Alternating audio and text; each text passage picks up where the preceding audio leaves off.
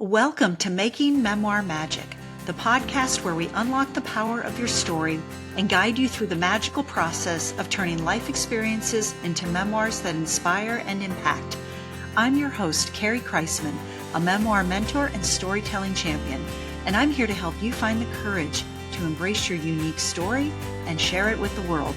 Whether you're just starting out or refining your final draft, this is the place to be for practical tips, inspiration, and the encouragement you need to write the memoir only you can tell. Ready to make some magic? Let's dive in. Welcome back to Making Memoir Magic, the podcast where we talk about writing, storytelling, and the courage it takes to share your life on the page. I'm your host, Kerry Kriseman. I'm a memoir coach, author, and a fellow traveler on this messy and meaningful journey of turning life into story. Today, we're tackling one of the most common and paralyzing questions I hear from aspiring memoirists. It is, where do I start my story? So you may be thinking that I've lived decades full of life, love, and loss. I've experienced triumphs and disasters and moments that made me laugh and moments that made me want to hide under the covers. So how in the world would I choose a starting point? Is this you? Are you thinking this? Are you nodding your head saying, yes, yes, that is me? Well, I'm here to tell you that choosing that starting point doesn't have to be as overwhelming as it feels. By the end of this episode, you'll have 3 strategies and some simple prompts to help you find the most powerful, emotionally significant doorway into your memoir. So first, let's bust a myth. I love to bust these memoir myths. Things like I need to be famous to write my memoir. I need to have lived an exciting life. So here's a myth. The myth is that your memoir needs to start at the beginning. Of course, every memoir has a beginning point, but I can't tell you how many writers freeze because they think that they need to begin with childhood, or worse, they need to start their book with a sentence that says, I was born on a rainy Tuesday in Chicago. Now, unless something extraordinary happened on that rainy Tuesday in Chicago, let's not start there. Something to remember, and you may be well aware of this, is that memoirs are not autobiographies. They're not a blow-by-blow of your entire life. Memoir is about meaning. It's about choosing the moments that best illuminate the theme that you want to explore. So here's an example that I want you to think about, and you may have read this book. I loved it. It was captivating. I couldn't get enough of it, to be honest with you. But I'm talking about Tara Westover's memoir, Educated.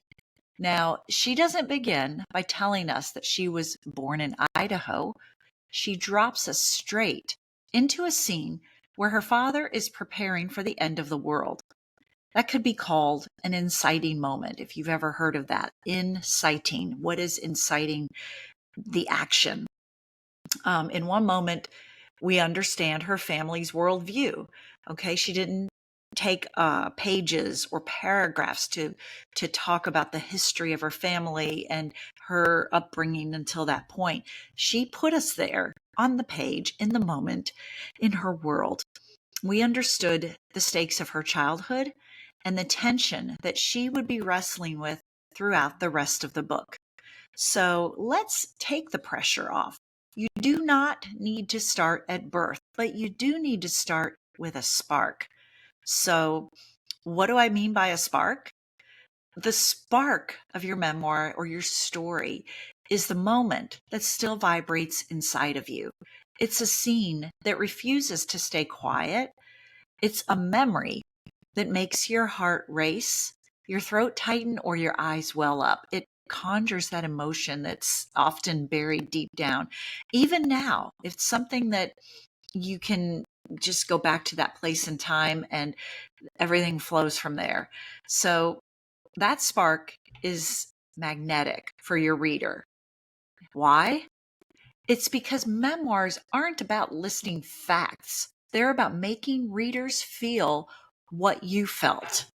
Okay, I've said this before, and if you've listened to my other podcasts, You would have heard me say that when you write your memoir, you invite the reader into your world. It is like you are taking your hand and extending your arm with your hand out and saying, "Come, let me show you what I experienced, what I lived through, and why it matters." So here's an example. I worked with a student who wanted to write about her experience of divorce. She thought she needed to start with her wedding day. But when we talked, she kept coming back to this one memory, standing in the kitchen, staring at a cracked coffee mug she and her husband had bought together on their honeymoon, and realizing that their marriage was truly over. That was her spark. That scene was charged with emotion and meaning, and I'll bet you, as the reader, could have pictured yourself right there, not on the verge of divorce, but in her kitchen with her, looking at a cracked coffee mug, something you probably have in your cabinet.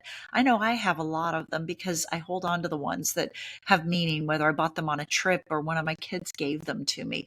So that was her spark. And starting there pulled the reader into the feeling of her story, not just the chronology. So I want you to ask yourself right now, what's the one memory that still pulls at me when I least expect it? What image won't leave me alone? That may very well be your opening.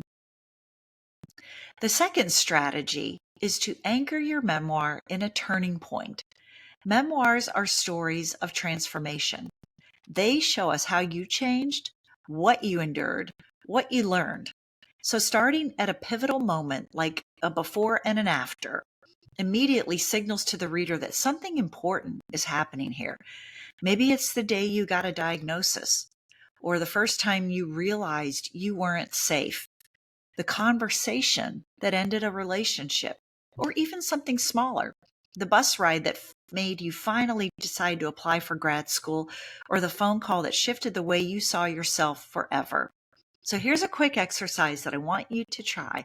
Now, obviously, if you're listening while you're driving or you're walking, it might be kind of hard to do that. So come back to it later. But I want you to try this. Write down 3 moments in your life that divided your life into before and after.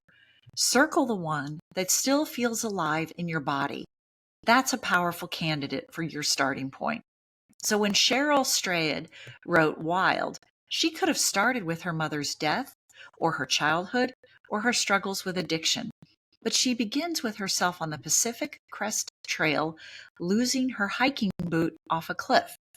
In that one moment, we see her vulnerability, her recklessness, her desperation, and her determination. It's a turning point, and it hooks us immediately.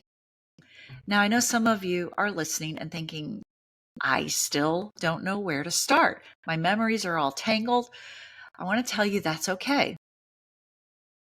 Let's loosen it up with some prompts. So this is something that's been used for years. We all can remember times where we might have walked into English class and seen it up on the board or the whiteboard, a blackboard, whatever. And it was a writing prompt from your teacher, and your job was to use that prompt to write, whether it was a paragraph, a 2-page paper, whatever. So here are, I believe, prompts still work, and they can be useful when nothing else seems to be working. Here are 3 that you can try in your journal today. Think about these prompts. Number 1, the day everything changed for me was. Number 2, if I could go back and relive one conversation, it would be. And number 3, the moment I realized I couldn't go back to the way things were. So set a timer. Like I said, you may be walking and running, riding, whatever, driving. Do this later. I promise you it's an engaging exercise, and I guarantee that you will get words on the paper. Set a timer for 10 minutes. Pick one of those prompts and write without stopping. Don't worry about whether it's, quote, the right beginning. Just write. The goal isn't perfection, it's momentum. And you'll be surprised at what surfaces when you give yourself permission to begin. So here's the final truth that I want to leave you with. Okay, I shared 3 strategies with you. I left you with some prompts and things to try. But here's what I want you to remember. and I want you to believe throughout your writing, is that your opening doesn't have to be perfect. It just must exist. The first page that you write today may not be the first page in your published memoir. It's going to morph and change, and you might move things around. You might add chapters, delete. When I say it's a process, it is a process. It is a journey, and it's often non-linear, and that's okay. The perfect starting point often reveals itself after you've written the messy middle. So your job isn't to find perfection before you start. Your job is to give yourself a beginning, any beginning, and trust that the story will guide you toward where it truly wants to open. So go write that spark. Go capture that turning point. Go try the prompts. And remember, the hardest part isn't writing the perfect line. The hardest part is giving yourself permission to start. So if you'd like to try some of my other favorite writing prompts besides the 3 that I listed, download my free writing prompts guide. I love to share resources that I think that aspiring authors and writers will find valuable. And to be honest, these 10 writing prompts are the most often downloaded free resource that I have. I've had it for about 2 years, and I think you will enjoy it. So the link to download those is in the show notes.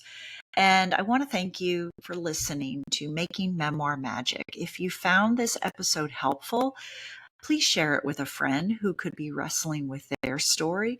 And if you're ready for more support, check out my website for writing tools and different workshops and coaching opportunities to help you write your memoir with courage and clarity. I'll share some links in the show notes, and you just check it out at your leisure. Reach out if you want to schedule something or work together or have questions. So until next time, keep showing up for your story. It is valuable, it deserves to be told, and you are the best person to tell it. Thank you for joining me on this episode of Making Memoir Magic. I hope today's conversation inspired you to take the next step toward telling your unique story through memoir. Remember, your story matters, and someone out there is waiting to hear it. If you enjoyed today's episode, don't forget to subscribe and leave a review. It helps others find the show. You can also connect with me at my website, kerrykriseman.com, on social media, on Instagram at Make Memoir Magic, or join my Facebook group, Making Memoir Magic for Aspiring Writers. You'll get more tips and inspiration on your memoir journey. Until next time, keep writing, keep sharing, and keep making memoir magic.